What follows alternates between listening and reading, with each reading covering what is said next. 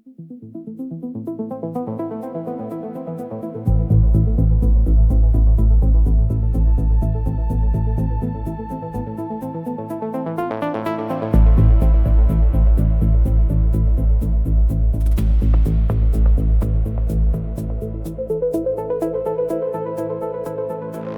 orbit, the planet looked like someone had taken everything good about every world anyone had ever wanted to find and put it all in one place, without worrying about whether it was realistic. Continents spanning forests in colors that included green, but were not limited to it, deep amber canopy in the northern ranges, something that read as violet blue in the equatorial belt, the specific luminous green of the southern coastal forests that seemed to catch the system's star at every angle simultaneously. Mountain ranges that made the ranges on Varen look like suggestions. Rivers that were visible from orbit, wide and silver, catching light in moving patterns that the hull's sensors rendered as fluid geometry. "It's beautiful," Ham said. "It is a viable planetary body with high biodiversity and favorable atmospheric composition," Six said. "That's what I said." "It is not." "Six, it's beautiful, say it." A pause. The visual profile is non-standard for this region of the corridor. "Close enough," Ham said. The scout vessel entered low orbit, and the hull ran its scans. The subsurface anomaly was immediately apparent, not one pocket, as the corrupted unary data had suggested, but an extensive network running beneath approximately 40% of the northern continent's mountain ranges. Tunnels, large ones, from the density readings, interconnected. Old, the geological signature suggested the excavation had been underway for a significant period. And in one location, under the highest of the northern mountain ranges, a dense cluster of mechanical signatures that the hull classified as non-biological structure, active, manufactured, scale indeterminate. "That's the extraction complex," Ham said. "Yes," Six said. "We should obtain a surface sample before approaching the complex. If the compound is what the survey notation suggests, a sample will provide more data than the automated sensors can render from orbit." "Get in, get a sample, get out," Ham said. "That's the whole plan." "Yes," Six said. "That plan has never gone wrong for anyone." Six looked at him. "I know," Ham said. "I know, let's go." They took the shuttle down to the surface, Six piloting with the minimal, precise movements of someone for whom operating spacecraft was as natural as walking, and landed in a clearing in the northern forest approximately 8 kilometers from the mountain base. The hull had selected the landing site. Ham trusted it more than he'd expected to. The forest was extraordinary, was the word Ham kept arriving at. Extraordinary and inconvenient, which was a combination he associated with most of the best and worst things in his life. The canopy was 50 meters above them, amber and dense, filtering the light into something warm and amber-tinted that made the whole forest look like it was being seen through a very good photograph. The undergrowth was dense in the specific way of ecosystems that had never been managed, not hostile, just exuberant, every available surface occupied by something green or amber or the particular blue-violet of a ground-covering plant that seemed to be everywhere at once. It was also very loud, in the way that living things were loud when there were a great many of them, and they were all doing something. "Stay close," Six said. "The fauna density is high. Many of the larger species will not approach the shuttle's landing zone, but the 8 kilometers to the mountain base crosses several territorial boundaries." "How do you know that from a scan?" Ham asked. "Scent marking is detectable at low altitude," Six said. "The distribution pattern indicates." Something in the canopy above them made a sound that Ham did not have a category for, and that instinct categorized as large and aware of you. "Move," Six said. They moved. The 8 kilometers to the mountain base took 3 hours, which was 2 hours and 45 minutes longer than it should have been and involved 4 detours around fauna, that Six's sensors identified as territorial. One river crossing that Ham managed by finding stepping stones, and Six managed by walking through it with the placid indifference of someone for whom being wet was an environmental condition rather than a problem.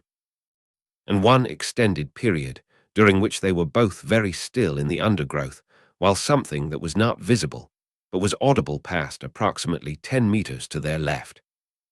"What was that?" Ham whispered. "Unknown species," Six whispered back. "Approximately 400 kilograms. Currently not alarmed." "Currently," Ham said.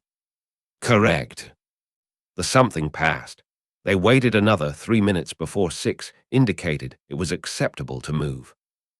"I want it on record," Ham said, standing up and removing several varieties of undergrowth from his jacket, "that I came here to decrypt files. I was not informed there would be a nature hike."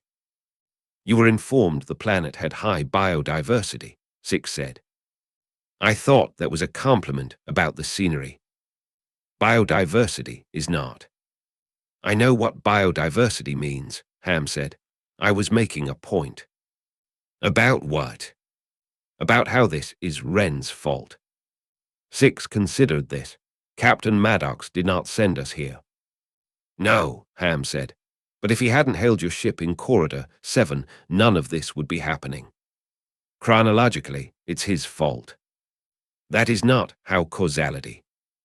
"Chronologically," Ham said firmly, and pushed through a curtain of hanging amber fronds toward the mountain base. The sample collection from the mountain's lower slope was straightforward. The compound appeared in surface deposits near the base where ancient geological pressure had pushed it upward. A dark, almost black mineral with a faint internal luminescence that Six's handheld scanner spent 11 seconds analyzing before producing a readout that made Six go very still. "What?" Ham said. "The compound," Six said, "has an energy transfer coefficient that exceeds any known mineral by a factor of." He paused. "By a significant factor." "How significant?" "The margin is large enough that I am questioning the scanner's calibration," Six said, which was the most Lathian way Ham had ever heard anyone say they didn't trust what they were reading because it was too good to be real. "So it's very good," Ham said. "It is potentially extraordinary," Six said. "If the coefficient is accurate, the implications for—" He stopped. He had, in the process of crouching to take the sample, placed his right hand flat against a cluster of the blue-violet ground cover to steady himself. The plant discharged.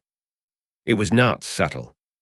The discharge went through Six's hand, up his arm, hit the lattice organ at the nape of his neck with the specific violence of an electrical system encountering an unexpected conductor, and Six made a sound that Ham had never heard a Lathian make, short, sharp, involuntary, and collapsed sideways into the undergrowth. "Six," Ham said, and was beside him in 2 steps. Six was conscious. His eyes were open. His arm was shaking with the fine, continuous tremor of muscles that had received more electricity than they'd planned for. His lattice organ was flickering. Ham could see it, a rapid, arrhythmic pulse at the nape of Six's neck, where the ridge was visible. "Are you?" "The plant," Six said with great precision, "has a bioelectric discharge mechanism." His voice was level, but his arm was still shaking. "It appears to target the lattice organ specifically. The charge was," he paused, "significant." "Can you walk?" "My motor function is temporarily." He tried to stand. He did not stand. He listed sideways in a way that was both undignified and, Ham thought, deeply concerning from a getting back to the shuttle perspective. "Right," Ham said. "Right, up you get." He got his shoulder under Six's arm and levered him upright. Six was taller and probably heavier than Ham, and made the specific non-complaint of someone whose entire training had not included a protocol for being carried by a human engineer. "This is," Six started. "Efficient," Ham said. "Quiet, which way is the shuttle?" Six, relying on his internal navigation rather than his currently arguing legs, indicated a direction. Ham started moving. Six, to his credit, helped as much as he could, which was more than Ham had expected given the circumstances. "That plant," Ham said, navigating through the undergrowth with Six's weight across his shoulders, "is absolutely evil." "It is not evil," Six said. "It has a bioelectric defense mechanism optimized for—" "It fried your brain bit," Ham said. "That's evil in my book. Does it grow near the mountain base?" "It appears to be distributed throughout the lower slope ecosystem," Six said. "Right," Ham said. "Good. I'm filing that away." It took several hours to get back to the shuttle, which meant hours of Ham carrying a semi-functional Lathian through dense alien undergrowth, while something large moved parallel to them in the canopy for 40 minutes before apparently deciding they were too much work and departing. By the time they reached the clearing, Ham's back had opinions about the afternoon, and Six's motor function had returned to approximately 70%, which he described as adequate, and which Ham described as not nearly good enough. "Can you fly the shuttle?" Ham asked. "Yes," Six said. "The node interface does not require physical," he demonstrated by interfacing with the shuttle's controls via the Lattice organ, which was apparently operational again. The shuttle powered up.